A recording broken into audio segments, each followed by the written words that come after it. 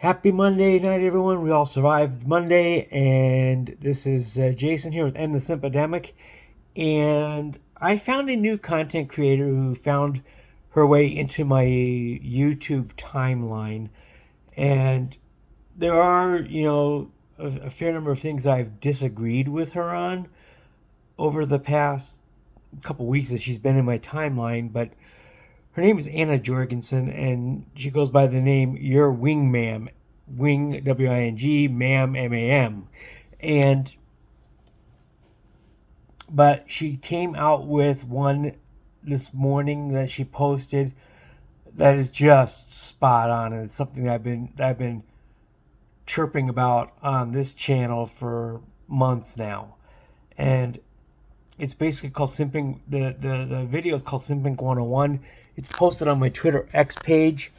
I'm not going to play the whole thing here because it's about 20 minutes long, but I'm going to still discuss it in detailed depth here. And you can go to my Twitter X page at End the Simpademic and take a look at that one for yourself and just review it on your own. But I'm going to kind of summarize this thing here. And Anna is trying to describe, what men need to do in order to stop simping. Sometimes they may be doing this without knowing it, which in minor cases I happen to agree with. If you have, but in short, what simping is, of course, I've said this about 50 times already, is that it's a man who is so emotionally invested and is doing things without consideration for himself to pursue a woman. And it reeks of desperation. And of course, as I've mentioned before, it's a case of men who are so desperate and so hell-bent on getting a certain woman to be in a relationship with them that they basically forfeit themselves and try to change themselves into something that they're not, and putting extreme efforts to get a woman's attention and hoping that by being super duper nice and super duper complimentary, almost to the point of obsessive, and hoping that by doing that, or by being there for them all the time, being a shoulder to cry on, being they're always there. If they need to be picked up from the bar at 2 o'clock in the morning, she can call him and he'll wake up, get out of bed in the middle of the night, and pick her up from whatever bar she's at. And I believe the root cause of this, of course, Anna says that it's a self-esteem or personal confidence issue. That's part of it. But I think the other part of it, of course, is that these are men who are trying to control or trying to change something that they really don't have any control over. And to be honest, there's nothing really a man can do to change a woman's mind, especially once they're in that friend zone. Once they're seen that way, first impressions mean a lot when it comes to, as far as women is concerned. And so this is something that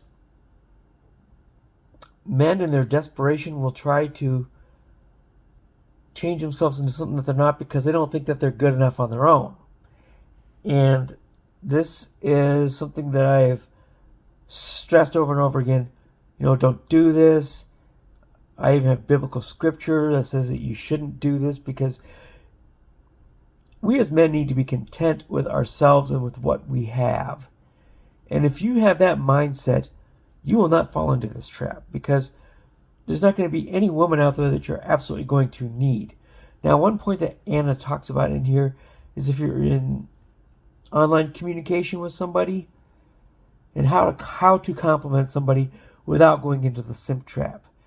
I think this is very important because I have a personal example right now.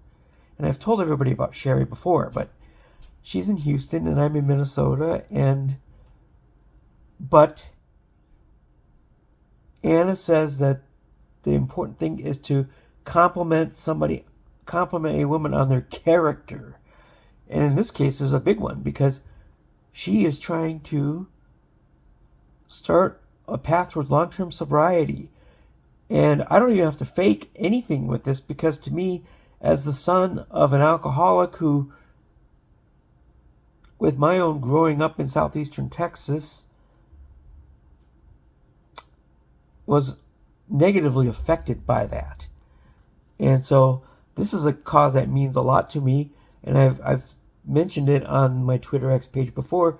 She could be Quasimodo and I'd still be cheering her on. I don't really care on that front because that takes guts, that takes character, it takes strength to wake up one day and just decide that you don't like the way you are when you drink alcohol and just say, you know what, I'm going to leave that behind. And it takes a lot of discipline. And Anna says don't compliment somebody necessarily on their physical appearance or that they're smoking hot or whatever. So Sherry's posted some pictures of her out of the gym before. And what I said was, she goes, well, my gym game is strong. And I says, no, actually, your sobriety game is stronger. Because that means more to me personally. That means a lot to me. And the other thing that I have with her, this is not a character thing, but it's a sports team thing, as I've mentioned before. We're both big fans of the Houston Astros. Of course, I grew up down there. There's something about baseball where childhood teams mean everything. And even though I moved, in my high school years to Colorado and then to Minnesota via North Dakota, I have still carried my fandom with me. And I'm still am an Astros fan. I don't have to fake that either. I'm not like, oh, Sherry's an Astros fan. I guess I got to pretend to be one. No, I don't. I brag all the time. My dad and I talk all the time about how we missed Nolan Ryan's 5th no-hitter by 1 day. We went 1 day before he was starting, and lo and behold, he threw no-hitter number 5 in the Astrodome that day. We missed it by 1 day. It's still one of our probably biggest what ifs and somewhat regretful events. And so my fandom for the Orange is very real. And I've had it for a long time. Ever since I wrote a letter to that team when I was 10 years old and got a letter back signed by every player on the roster. I wish I still had that. But it's still a memory that I cherish. That's the kind of fandom that you can't fake trying to simp for a woman. In my case, it's very real because I grew up with that team. That letter had signatures of Nolan Ryan,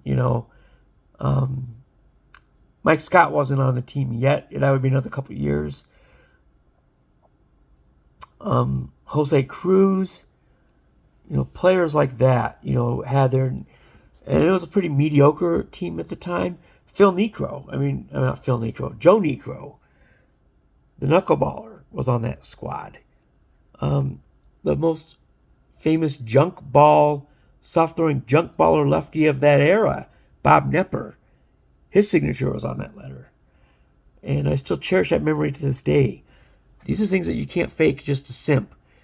And to anybody who fakes it, and Anna mentioned in her video that, it's like, somebody who runs into a beautiful woman who happens to be an environmentalist and happens to believe in those causes, and he pretends to be in those types of causes even though he's never heard of anything green before besides money. And that's not what she said, but that's what I think. But anyway, that is something that if you want to have, that type of a connection, make sure it's genuine. In my case, it's genuine that I like this lady for her sobriety journey and her fandom of the Houston Astros. Those are the two biggest things, those are the two things I talk about with her on Twitter X the most. As a matter of fact, I haven't even posted anything to her in the last 2 or 3 days because I'm just too busy, she's great. I would love to meet somebody like her. And also mention this, you compliment somebody like on social media, like, I would like to meet somebody like you someday. And I believe that, and she is somebody who I would like to meet, somebody with a lot of character of. However, moving all the way to southeastern Texas, as much of a long-term dream of mine it is, I'm in Minnesota and I work for a very large national bank.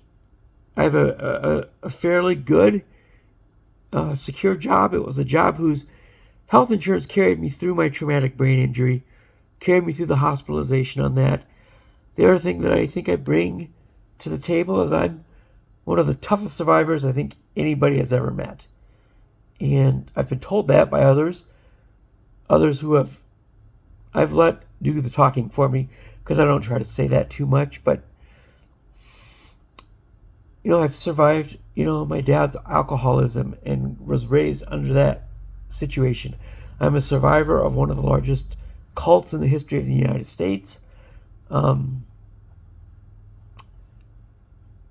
Came out of a marriage that was basically set up by them, more or less a semi-quasi arranged marriage.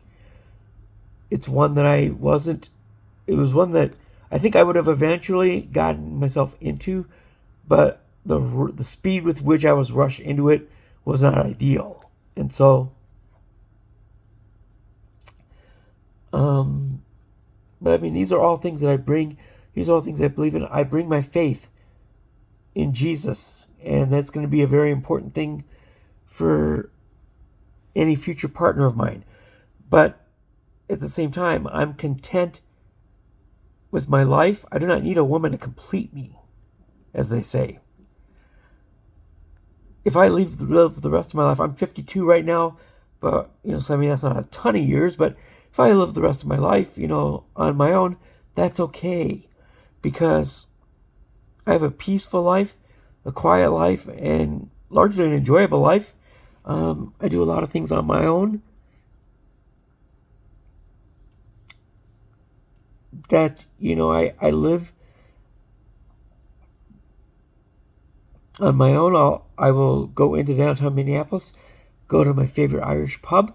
Sometimes they'll have a Vikings game on the rooftop in the fall on their big screen TV. I'll just go down there and watch it, because I like to be out and about, because I don't let the fact that I'm by myself keep me from enjoying the things in life and things in where I live. That's not something that holds me back. I'm going to enjoy everything that is around me and everything that I can take a part of. So anyway, those are my thoughts on that particular video clip. Again, please go to my channel on Twitter X. My page is at @Simppademic, all one word.